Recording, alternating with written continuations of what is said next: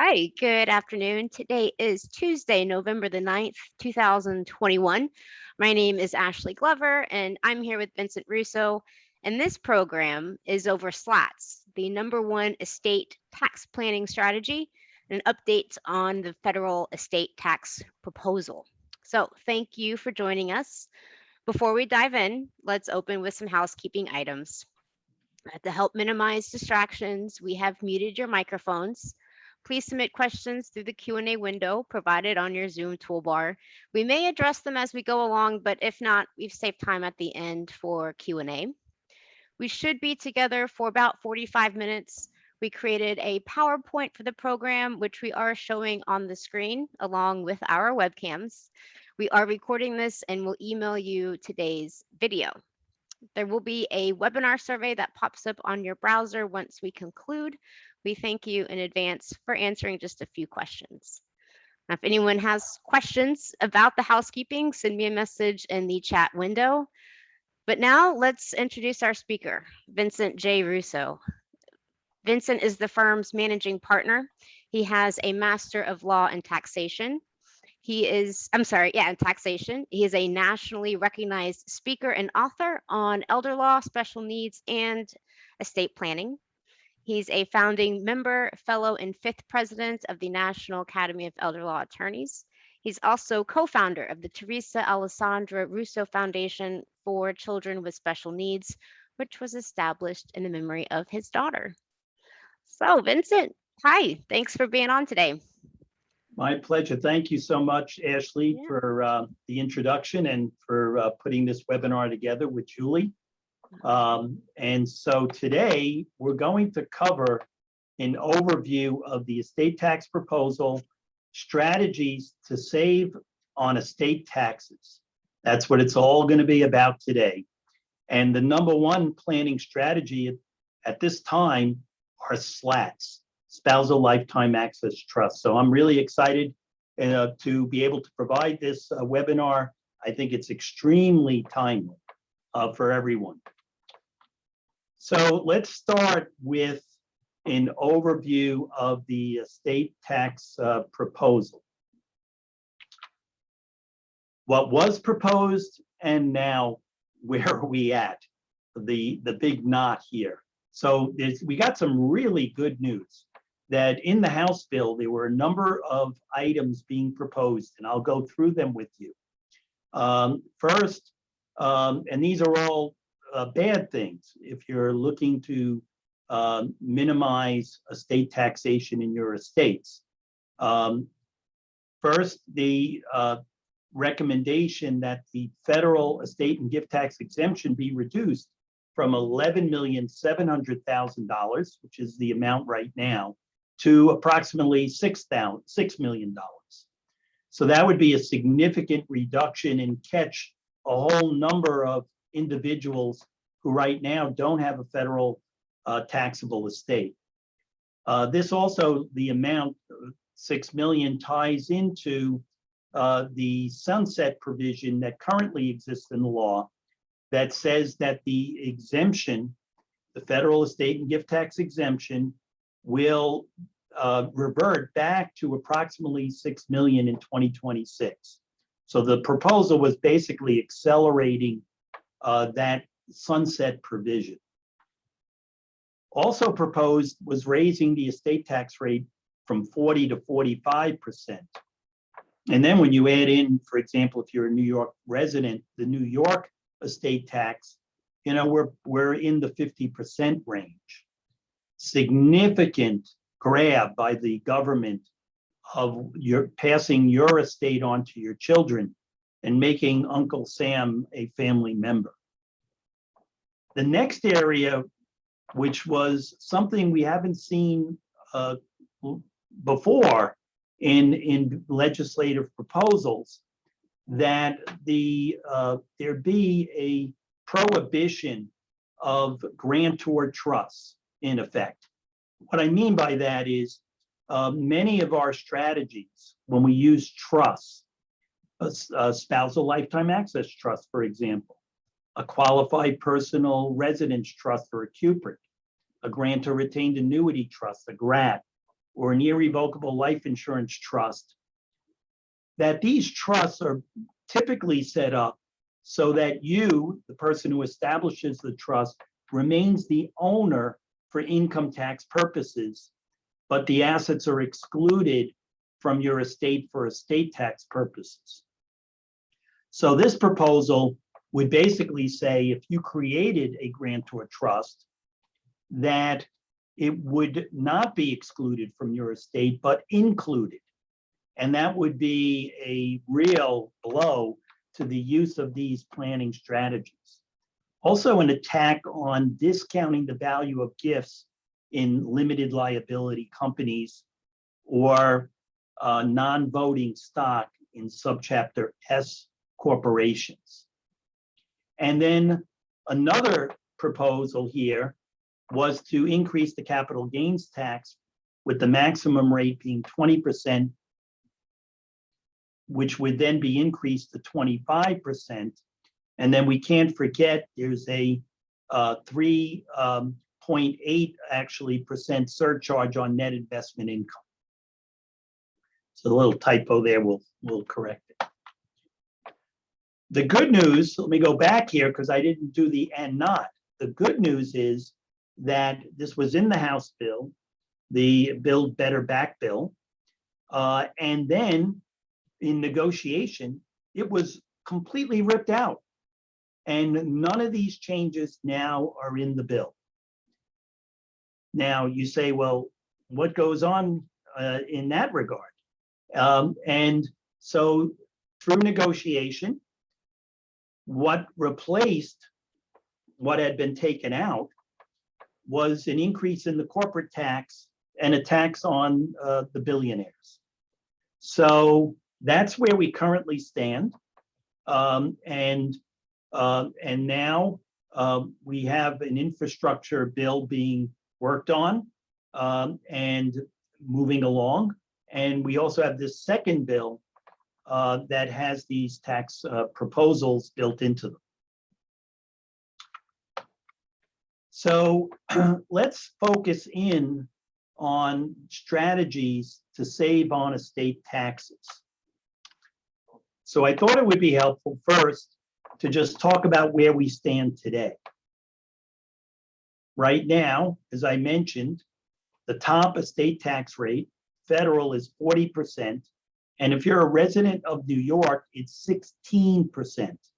There has been some legislative proposals to increase the New York State rate to 18%, depending on the size of your estate. Now, what's very important to understand is that there's an exemption amount.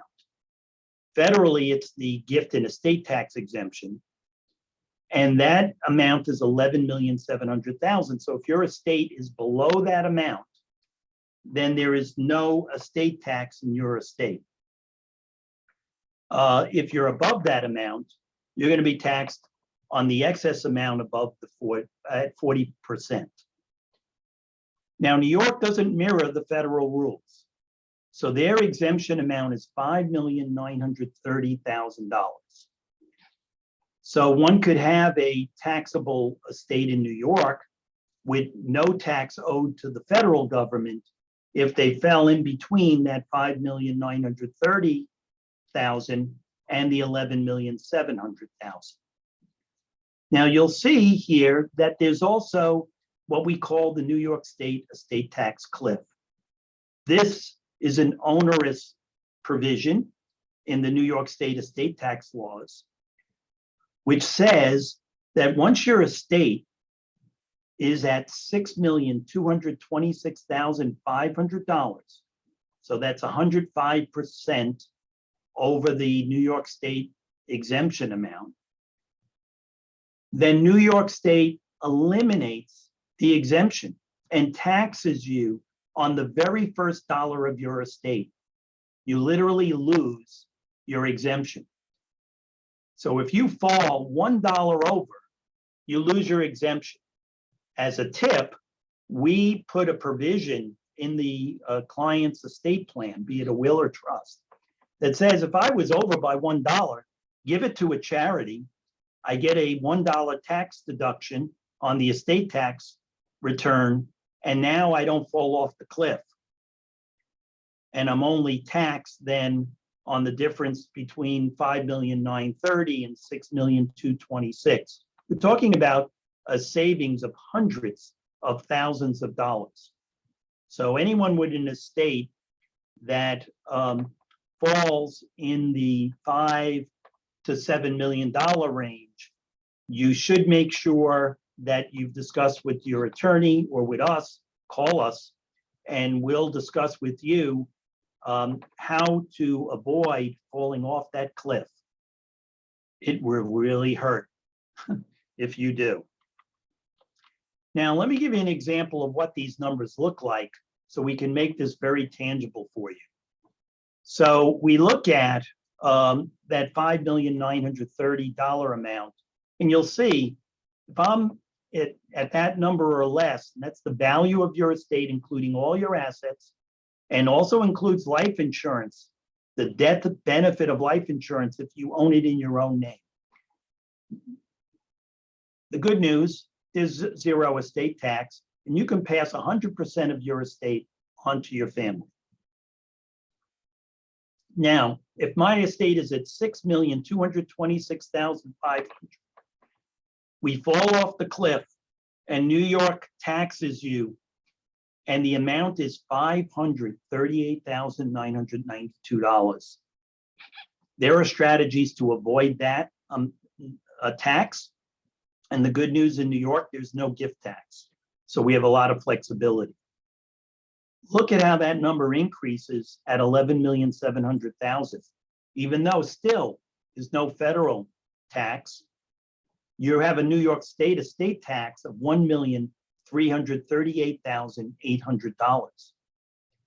If your estate is at $23,400,000 and you're single, now you have both the federal estate tax at roughly $3.4 million, a New York tax at roughly $3.2 million, for a total estate of $6.6 million. That is in the area of taking 25% of your estate away from your family. Now, that last row, if you're married, and if you separate your assets out properly, you can avoid the federal tax. And there is also a portability law in the statute that if one spouse dies and doesn't use their exemption, the estate can file a tax return, elect to have the unused exemption added to the surviving spouse's amount. Here's another trap that's out there for you to be aware of in New York. You got the estate tax cliff, but also they do not allow portability. So if you pass away and do not use your exemption, you cannot pass it on to a surviving spouse. So no one wants to pay these kind of taxes. And let me tell you, you have to pay it within 9 months from date of death as a general rule. So I met with clients recently where their assets are not liquid and they'd have to sell off real property in order to pay the tax. What happens if you're in a down market? That would be the wrong time to have to do it. Now, what could this look like if we see the sunset in 2026 of the federal exemption amount, or it comes in sooner? There's nothing that prevents Congress next year to bring up a proposal to reduce the exemption. Not likely in a tax year, but then we move into years 23, 24, 25. So that's the unknown. So many of my clients with taxable estates are saying to me today, Vincent, does it help me to use the exemption that exists now before it may be ratcheted down? And the answer is yes, in most cases. Because by using the exemption, you're getting the advantage of the estate tax savings, not only the asset values today, but what they may be in the future. In addition, there's no clawback of using that exemption amount. if an exemption was reduced at a later time. What I mean by that is if someone made a gift, hypothetically, of the $11,700,000 and the exemption went to $6 million, they would have made it a gift of $5,700,000 over what would be permitted at that later time. That would be okay. And the IRS would not claw back or penalize that individual. So you look at what this could very well look like in 2026 or before, based on a 40% tax rate, that if you're single at 11,700,000, you've got over $2 million in federal tax, and at 23 million, approximately 7 million. And even if you're married and take advantage of exemptions, that 6 million that each spouse would have is still coming up close to $5 million in federal tax. And remember, if you're in New York, you got to add the New York tax. So that's why planning today is critical. So there are a number of different tax planning opportunities here. There's what we call a gifting program where, or plan, where you could make gifts to individuals or to trusts. And we are big fans of utilizing trusts. These could be what are called dollar-for-dollar gifts to an individual, or with trust, you can actually get a discounted gift. What I mean by that is that you may be able to take $1 and put it in the hands of a trustee of a trust and have it valued as a gift for, let's say, 60 cents on the dollar. That allows you to leverage your exemption amount. So if I gave $1 to an individual, it's dollar for dollar. If I give it to certain types of trusts, I can leverage it and have that value of that dollar discount. So that's a way of reducing the size of your estate and then reducing, in effect, your estate taxes or eliminating them. Some of my clients say, well, I've got an estate tax, and what I want to do is fund the tax. I want total control over my estate. I don't want to set up any trusts. Then you can purchase life insurance. If you're married, it would be preferable to have a survivorship or last to die policy. You set up an irrevocable life insurance trust, so the trust owns the policy. The proceeds then can go into the trust, avoiding estate taxation, and the funds can be used indirectly to pay any estate taxes due.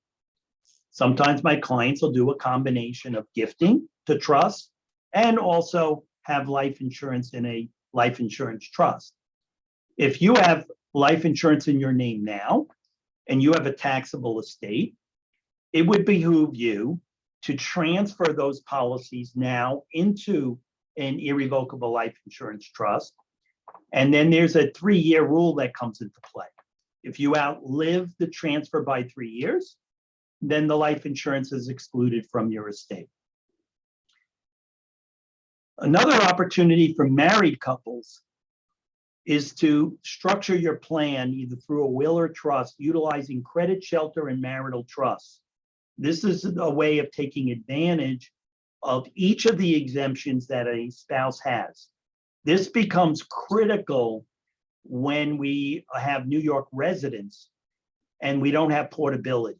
So anyone with a taxable estate here in New York, and a taxable estate for discussion purposes would be over the $5,930,000, should have in place a credit shelter marital trust structure that could eliminate estate taxes or at the very least minimize taxation.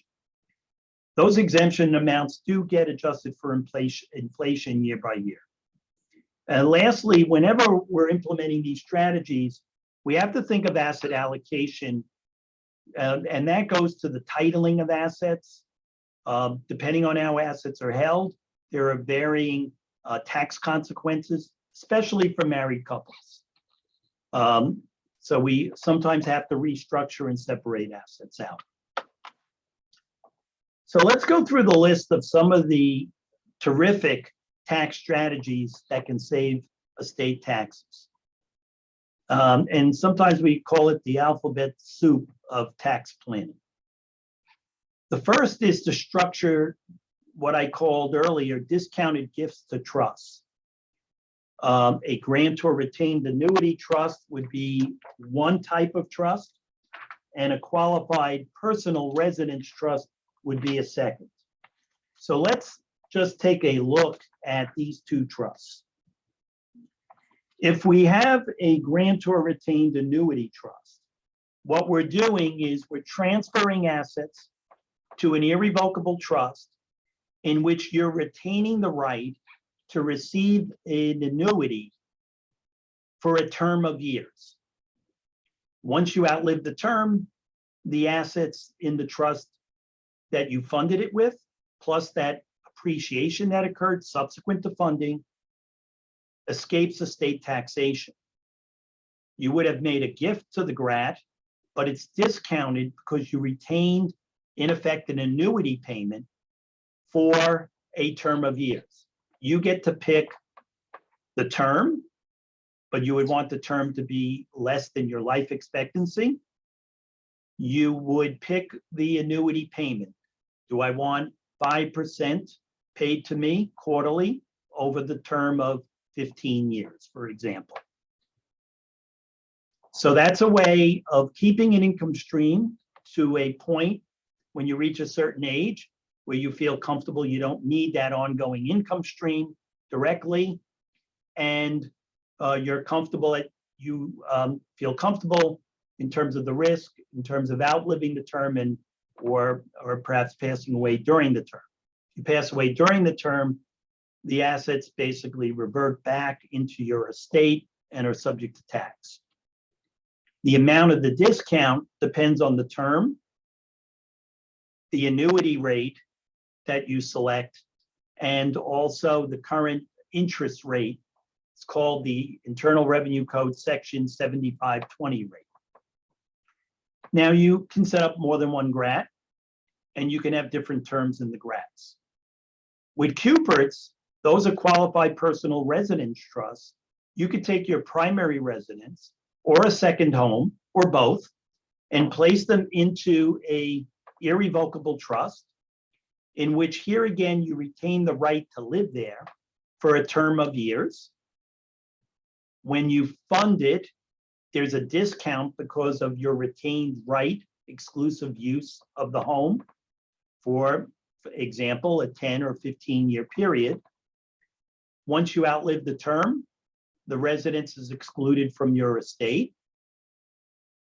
So if you put $1 million home in the trust and it grows in value to $3 million at the time the term expires, you not only got a discount on the $1 million gift, offset by your exemption, so you don't pay any taxes on the gift, and the additional $2 million that your estate, that residence grew in value, also avoids estate tax without using your exemption. Terrific vehicles. Next is discounted gifts using limited liability companies. This is where you can take a business asset, real property, rental property, or even brokerage assets, place it in an LLC. You maintain total control over the investment and management of those assets. You make a gift of what are called non-voting units to a trust, and the value of that gift is discounted because of the non-voting nature of the units and lack of marketability. So sometimes we'll combine the use of an LLC with a grant.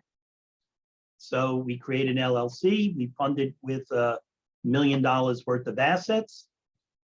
We then have the non-voting units gifted into a grant. We get a discount on that gift of anywhere from 10 to 25%. And the grant, based on the terms, you get a second discount that could be another 20%. or more, so that overall you made a gift of $1 million and it's only valued at 500,000. Figuring 50% tax between federal and state. In that example, we would have saved $250,000 in estate taxes. Plus, as those assets grow, they're 100% excluded from your estate once you outlive the grant term.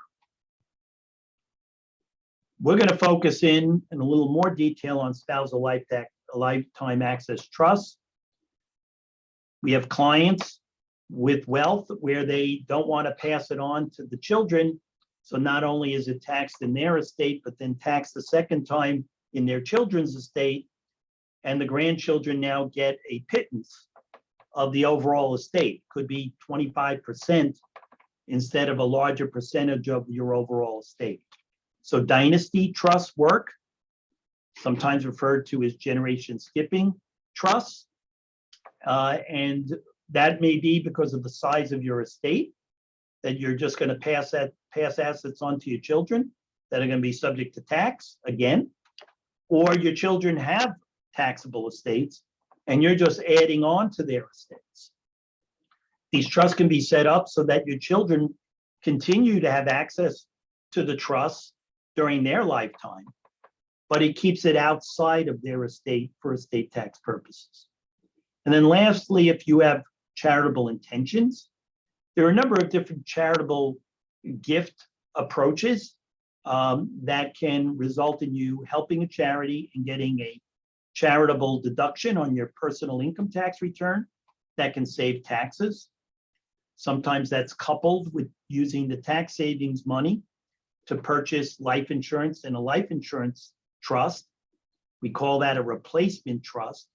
So not only did you help the charity, but you maintain the overall asset to pass on to your children through the life insurance policy.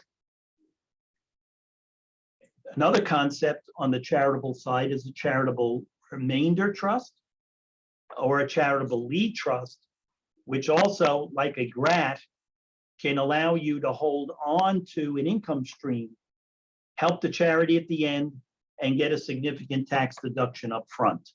Those are charitable retained annuity trusts or charitable remainder uni trusts. So these are very helpful tax strategies that you can implement now, today. And if you would like our help, don't hesitate to contact us. Now we're going to spend a little time on planning with SLATs. They are hot. This is the #1 planning strategy we're utilizing at the moment in our office. And we have more calls coming in from clients who are asking about utilizing a SLAT. So what does a SLAT do? It freezes the value of the gifted assets while allowing you to have access, allowing your spouse to have access to principal, the assets themselves, or the income generated from the gifted assets. It would be a transfer, when we look at the steps, to an irrevocable trust. Your spouse can be a co-trustee and help with administering and investing the assets. At the same time, your spouse can be a beneficiary, along with your children and grandchildren, if you like. The other co-trustee can then distribute, in their discretion, income and principal to the spouse as and when needed. Gets a little more technical, depending on the relationship of the co-trustee to the spouse. If you have what's termed an independent trustee, co-trustee, then there's all the discretion to distribute all of the income and principal back to the spouse if needed. If it's an interested trustee, then you are restricted to health, education, maintenance, and support. But as lawyers, we can always draft in a provision then when you need that independent trustee, they can be appointed, they can act on the distribution, and then they can be removed. So that would be the nature of how the trust works. You can create a SLAT for your spouse. Your spouse can also create a SLAT for you. So you can have what are called reciprocal type trusts, but they have to be different in terms of some of those provisions, or else the IRS will not accept this strategy as a way of freezing the value of those assets for estate tax purposes. I'm going to talk in a minute or so about the tax planning that goes along with the SLAT and how you benefit from a tax standpoint. But on a practical level, I want to share with you the benefit of the SLAT. So many clients come to me and say, Vincent, I don't like those estate taxes. Make them go away. And then I explain these strategies to them, and they say, wait a second. I don't want to give up access to the assets or the income just in case I need them. Or I want to make sure I maintain control over those assets. So a Cupid, a GRAT, these are strategies that I think can work very well, but some of my clients hesitate because of the concern I just expressed. With a SLAT, you can maintain control and access to the trusted assets through your spouse. If you want to hedge, you do 2 SLATs. You split the money in half, for example, that you're funding. And that way, if one spouse passes, you still continue to have access to the other trust. All future appreciation of that trust will escape estate taxation. You don't have to outlive a term of years like you have to with a GRAT, or if you were funding your personal residence or second home in a Cupid. So this is very comfortable for a lot of my clients to take some of their wealth and transfer it into a SLAT, knowing the funds can always be used for the benefit of the spouse, the children or grandchildren in the typical situation. There are a number of ways where we can draft the SLAT so that you're comfortable and give you as much control as we can without disrupting this estate tax planning strategy. So let's move on to the tax side of a SLAT. I said earlier that it freezes the value of the gifted assets while allowing access to principal and income for a spouse. What I mean by freezing the value is that if you have an estate of $20 million today and you're 60 years old, it is extremely possible, plausible, and from my experience, I often see it, that 60-year-old with $20 million, when they're 70, could well be $25, $30 million. At 80, could be 35, 40 plus million dollars. So when you have a taxable estate and you do no estate tax planning, I want to make it clear that what you've done is you've included Uncle Sam in your family, and every dollar you make going forward, just think about Uncle Sam being in your will and getting half of those assets, half or very close to it if you're a New York resident. So if I have a taxable estate right now, I'm single, I have an estate of $15 million or widowed, I have a taxable estate.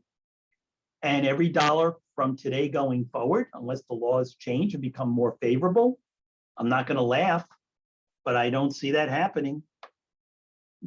I see the opposite. So that 15 million goes to 20 million during that person's lifetime. That $5 million increase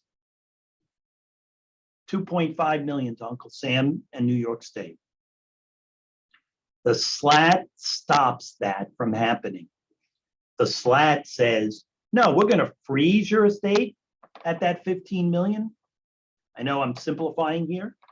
And that 5 million of growth in the SLAT over time will not be included in your estate, will not be subject to estate tax. There's significant benefit here. Now, there are also other planning strategies when you have a taxable estate. I wasn't going to get into it today, but I do want to mention the IDGIT, an intentionally defective grantor trust. It's another strategy that's trying to give you some control over assets while giving them away and getting the estate tax benefit. So that's another strategy to mention. So let's look at the SLAT from a tax perspective. You've gifted assets to the trust, which will not be part of your estate for estate tax purposes from day one. That gift will be valued dollar for dollar. So if I gifted $1 million of brokerage assets, then the gift is and that's fair market value, not cost basis. Then you would have a gift of $1 million. If I put the million in an LLC and got a 15% discount, then I could gift that amount and have it valued somewhere around $850,000.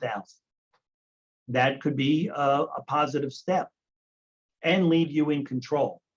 So you wouldn't gift 100% of the LLC units, you gift 98%, you keep 2%, the 2% of the voting units, so you control the LLC and the investments. 98% goes in the SLAT. Now that SLAT is out of your estate right away. The gift is discounted by the fact that the units are non-voting. You will file a gift tax return. There won't be any taxes owed because you're going to offset it with your federal gift and estate tax exemption. You're going to use it now.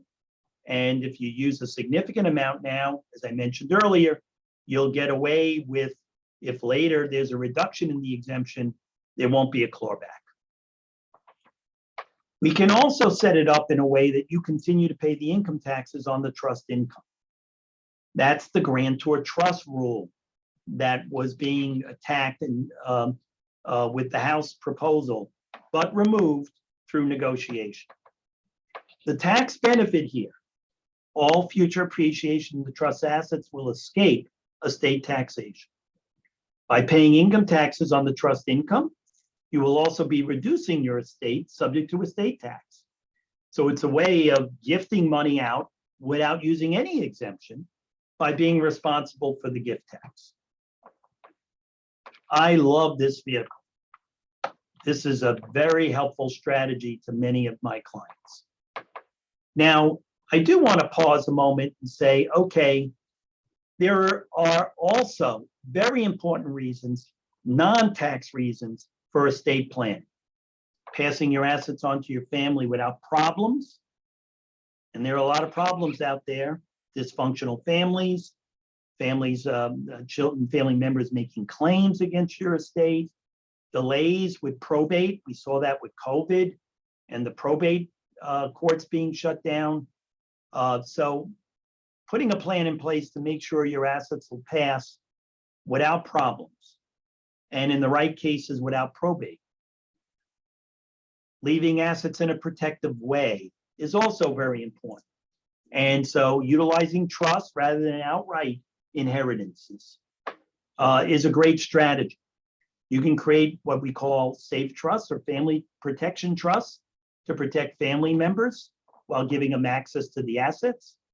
You have a loved one with special needs, you can set up a special needs or supplemental needs trust in your estate plan that will protect them, the management of those assets, maximize benefits that they're entitled to. And also, if you're concerned about long-term care, and one option is to buy long-term care insurance, but if not, and you're thinking about government benefits for a loved one, you can build in planning for that as well. So these are important non-tax reasons for estate planning. passing assets on to family without problems, leaving assets in the most protective way. So what are the lessons learned here? I've discussed with you various strategies that are available to save estate taxes. I always, when I sit down with clients who are concerned about the estate taxes and want to save taxes or not pay any at all, I always talk about the need to make a commitment. And the commitment is a two-way street. It's the commitment that you need to make of spending some time and your energy and resources to the planning process. On the other side, the commitment we make is the same. We have to put in our time and energy to create an appropriate plan for you. So I was having a conversation the other day with a business owner who had a taxable estate, and he has a significant estate.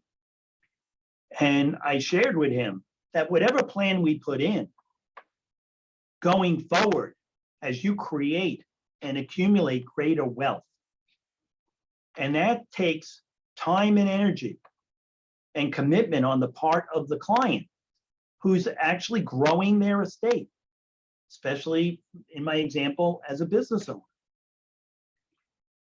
I shared with him that you've got to include in your mindset, in my opinion, that part of the cost of doing this is to have an estate planning tax attorney working with you. So before you purchase the next great asset that's going to grow in value, sitting down with us can be incredibly helpful to structure the best strategy up front so that we don't have to figure out how to minimize tax later. We would have done it right from the get-go. And it's easier to be part of the process up front. We're happy to come in either way, but I know from my experience, we can do more.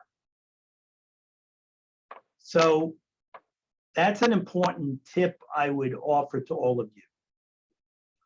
The last piece when I speak to clients, and I think this is the most important, is that my client needs to be comfortable with whatever estate plan they come up with, especially when they're doing estate tax planning.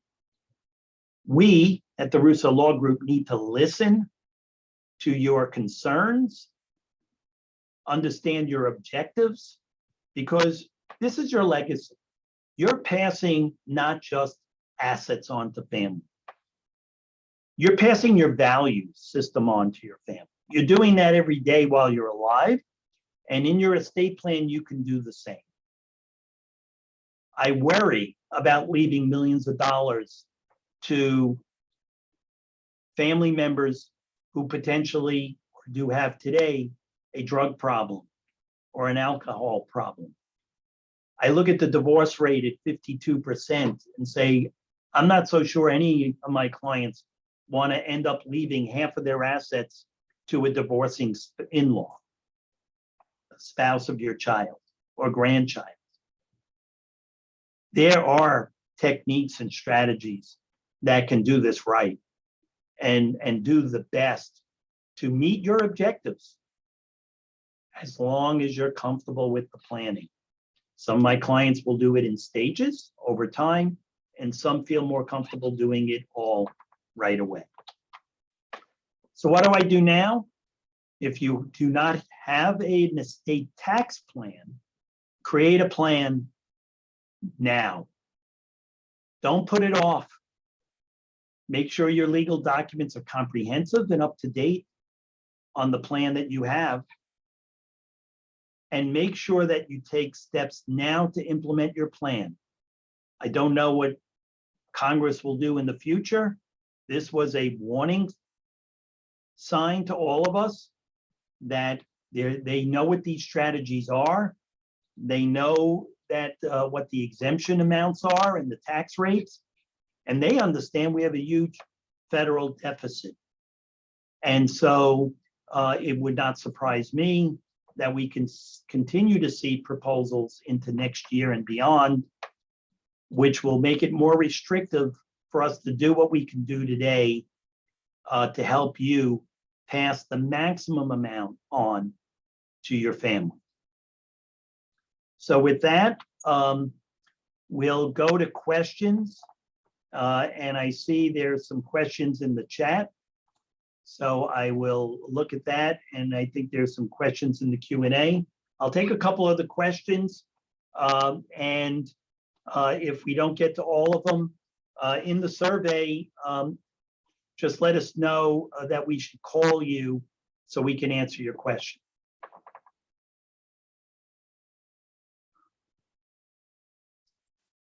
What you're saying, assets of 540,000 pays creates a New York State estate tax, and that's not correct.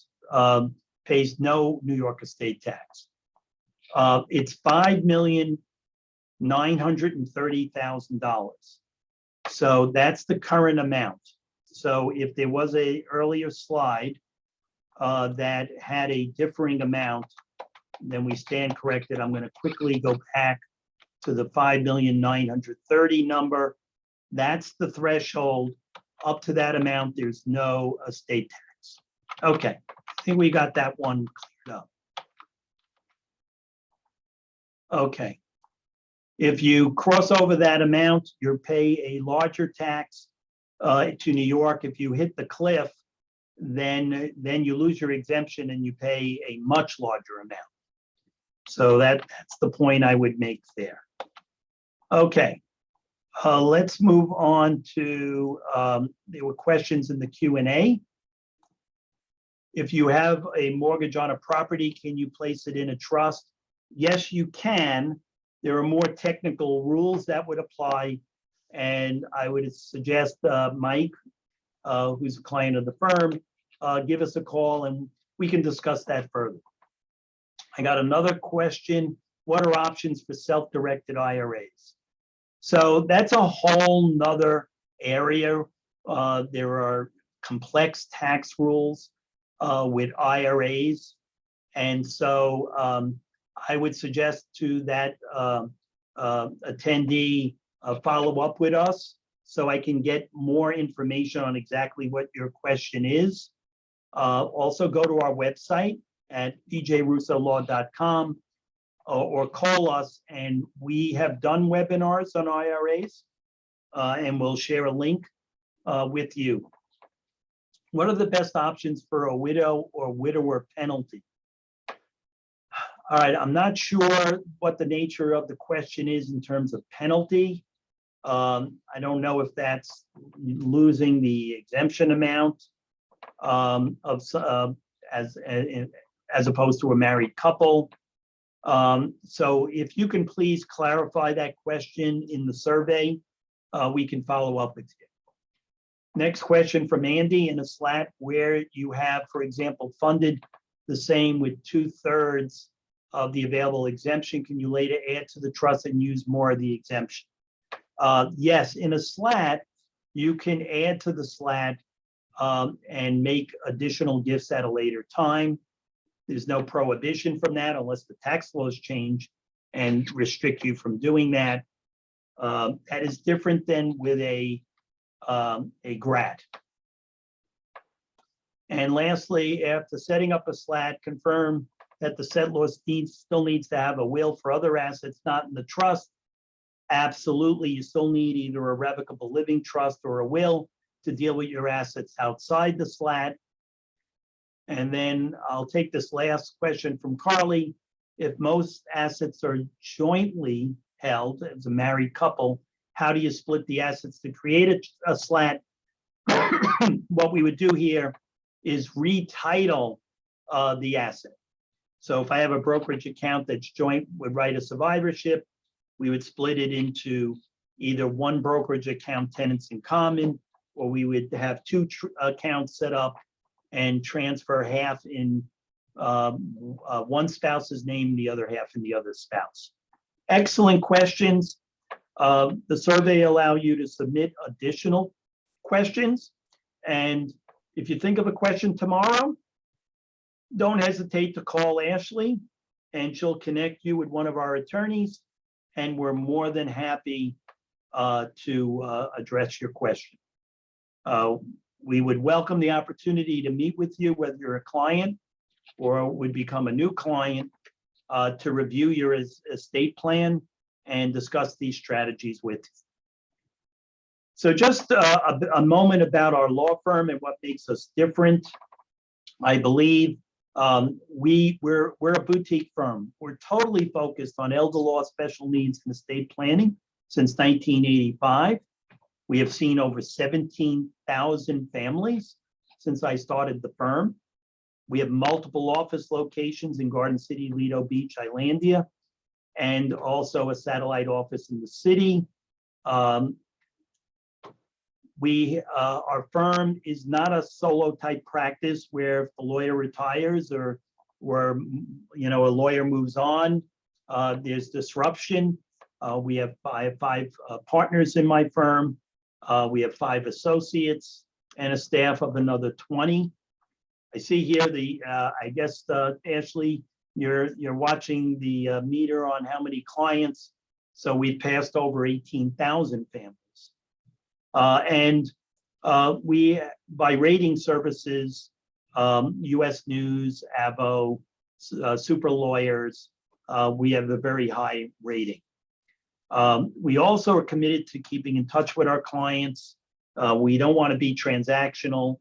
We have a newsletter, we do updates, we do webinars, and all of that can be found through our client portal on our website. So with that, I want to thank everyone for participating today. We are here for you.